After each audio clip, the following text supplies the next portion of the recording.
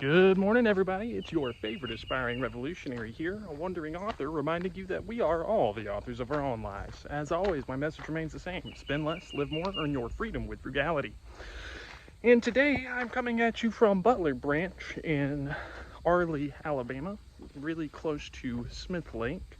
And I'd like to start exploring how we can cultivate purpose, meaning, and what the Greeks called Eudaimonia in our everyday lives.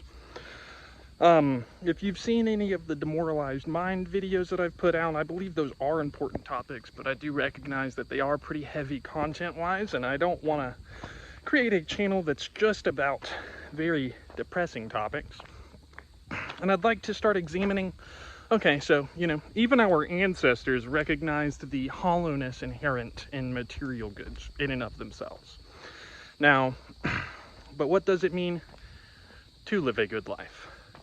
So, what I really like about history is, yeah, we have iPhones nowadays. The Greeks certainly didn't have TikTok videos, but they did have everything else that makes them human.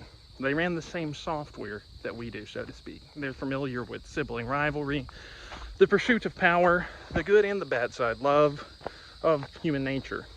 And many people have asked these same questions that I'm asking right now throughout history, and a lot of them came up with some good answers. So let's look at the Stoic philosophers.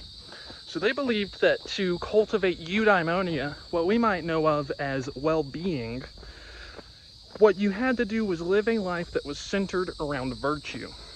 So the Stoic school of philosophy was originally founded by Zeno of Citium in Athens, and essentially its core tenet boils down to virtue is the only good.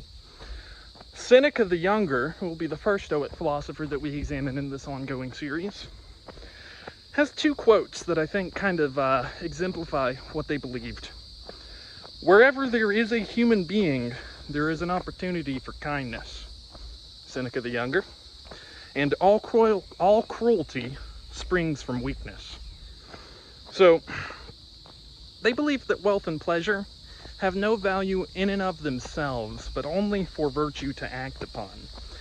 And the Stoics in general believed that a person's behavior was the best way to measure their personal philosophy, not what they said. So over the next few weeks, we'll start examining eudaimonia, which is well-being, arete, which is virtue, phronesis, which is wisdom, and ultimately, the Stoics believed that practicing virtue and living an intentional life, or a mindful existence, was sufficient for happiness.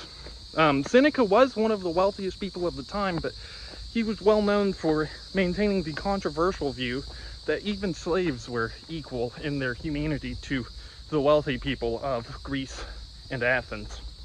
And I was looking at a Gallup poll recently, and I do believe that it's pretty much the majority, or according to the poll, 81% of Americans believe that our country is experiencing a moral decline. But it's very easy to point out what is wrong with a place, and it's a lot harder to actually point out potential solutions.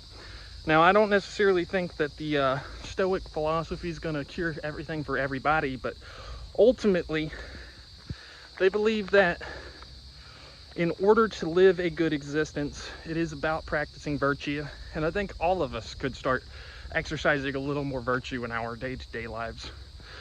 As always, my message remains the same. Spend less, live more, earn your freedom with frugality. What are you guys doing to inspire, empower, and uplift your community today? Because this world isn't changing unless we all do our part. As always, you guys have a good day. I'll see you tomorrow.